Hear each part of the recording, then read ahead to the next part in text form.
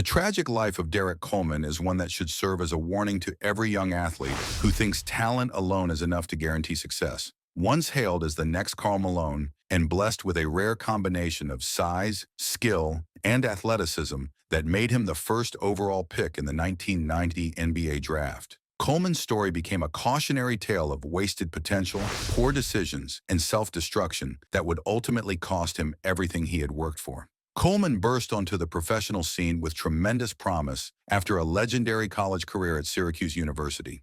His coach, Jim Boeheim, stated that no player in the school's basketball history had a greater impact than Coleman. He dominated for 4 seasons, becoming the NCAA's top modern-day rebounder and the school's all-time career scoring leader when he departed.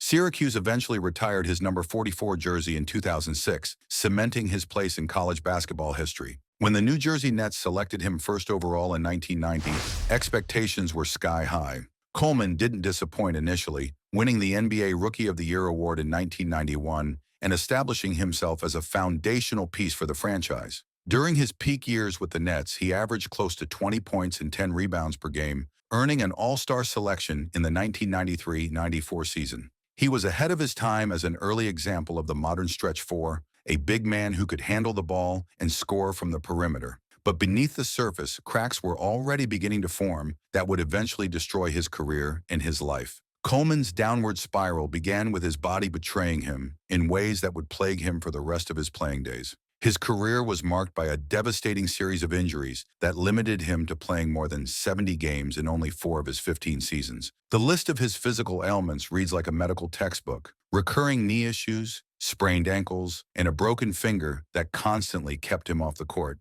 If you're enjoying this deep dive into one of basketball's most tragic figures, make sure to hit that like button and subscribe for more stories about the players who couldn't live up to their potential. Your support helps us bring you these detailed breakdowns of basketball history's most fascinating characters.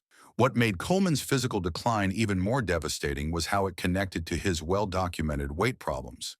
The turning point came during his final months with the Nets, when he suffered a misdiagnosed heart ailment that forced him to sit out for 2 months. This medical scare resulted in considerable weight gain that would haunt him for years to come. When he was traded to the Philadelphia 76ers in 1995, he reportedly rushed back into play before he was in proper shape, directly leading to a sprained ankle and more time on the bench. The weight issues only got worse as his career progressed. In 2000, while with the Charlotte Hornets, Coleman arrived at training camp a shocking 30 pounds overweight. This extra weight likely contributed to a subsequent knee injury that required surgery, as well as a strained back and another sprained ankle. It became a vicious cycle where time off led to weight gain, which made him more susceptible to the very injuries that would continue to derail his career. But Coleman's problems weren't limited to his physical condition. His reputation for having a poor attitude and questionable work ethic became almost as famous as his basketball skills. The public perception of him was perfectly captured by a now infamous line from Sports Illustrated, which described him as a player who played just good enough to ensure his next paycheck. This sentiment was echoed by coaches and fans throughout his career, particularly during his time in Charlotte, where he was enthusiastically booed during season openers, and his coach Paul Silas publicly acknowledged his attitude as a serious problem.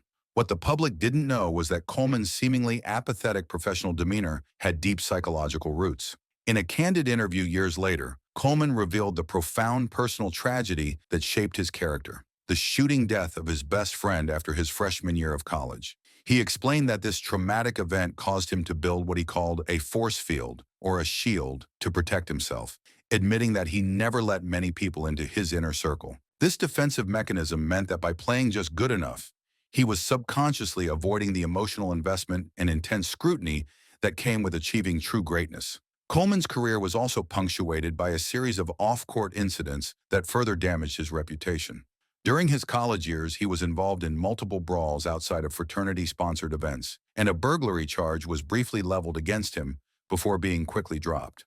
In the NBA, his disciplinary issues continued to mount. He was suspended for leaving the bench during the infamous November 2004 Pacers-Pistons brawl, forever marking him as a participant in one of the league's most notorious moments. He also received suspensions for violent incidents on the court, including a 1-game suspension for punching Karl Malone in 2001 and a 2-game suspension after grabbing Reggie Miller's throat and throwing a punch in 2002. Perhaps the most controversial incident was his comment during a 1995 game when he referred to Karl Malone as an Uncle Tom, a remark that sparked widespread criticism and further damaged his public image.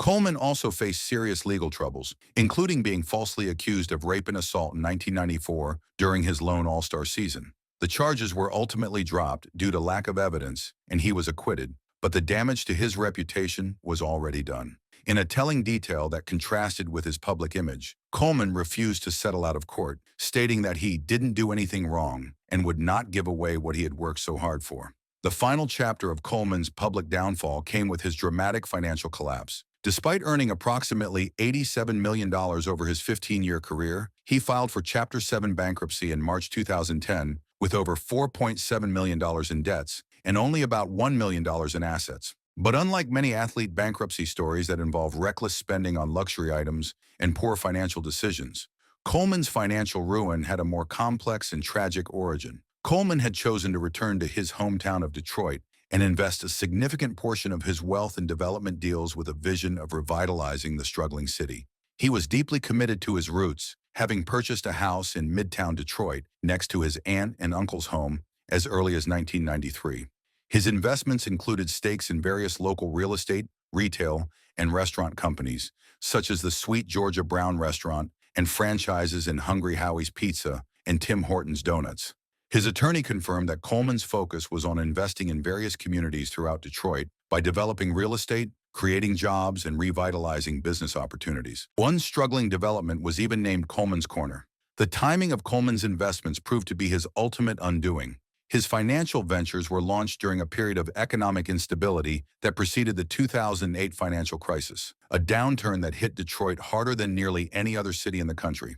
The collapse of the real estate market in the area was the specific external force that made his local investments completely unsustainable. As his lawyer explained, Coleman's investments could not be sustained due to the state of the economy, and he defaulted on loans related to his development projects. The bankruptcy filing provided a heartbreaking breakdown of his financial state. Among his listed assets were a $168,000 Beverly Hills home, his mother's $191,000 home in Beverly Hills, which he hoped to keep, a $50,000 1997 Bentley convertible, $15,000 worth of fur coats, including 2 chinchilla and 3 mink coats, and just $3,000 in jewelry. His debts included a $50,000 loan from former Detroit Pistons great and Detroit Mayor Dave Bing, highlighting how his financial troubles affected his relationships with other prominent figures in his community. Yet to view Derrick Coleman exclusively as a cautionary tale would be to present an incomplete picture of his life.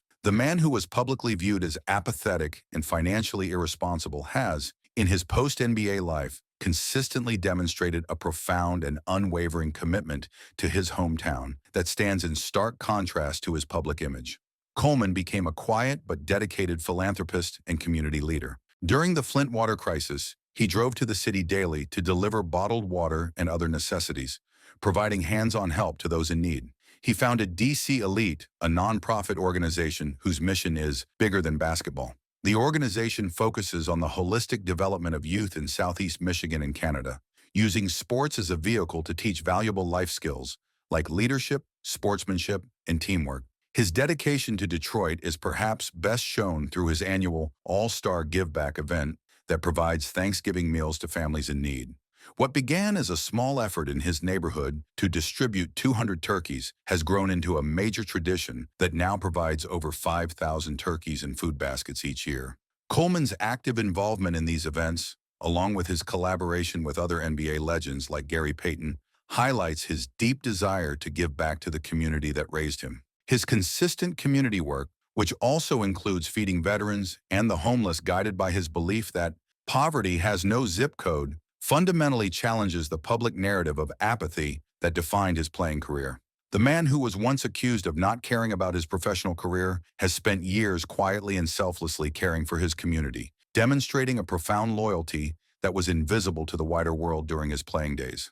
Don't forget to subscribe and hit that notification bell to stay updated on more stories about basketball's most complex figures, and let us know in the comments what other players you'd like us to cover next. Derrick Coleman's story is not a simple tale of wasted talent, but rather a nuanced account of a man who navigated a perfect storm of external and internal pressures. A medical condition that compromised his body, a deep personal tragedy that shaped his public persona, and an economic collapse that destroyed his financial security all combined to create the narrative we know today. His legacy in basketball history places him among players with unfulfilled potential, but his story transcends sports to become a broader commentary on how public perception can oversimplify profoundly complex lives. The enduring legacy of Derrick Coleman is not his decline, but his quiet, unwavering commitment to his roots and his community, proving that sometimes the most important victories happen far away from the basketball court.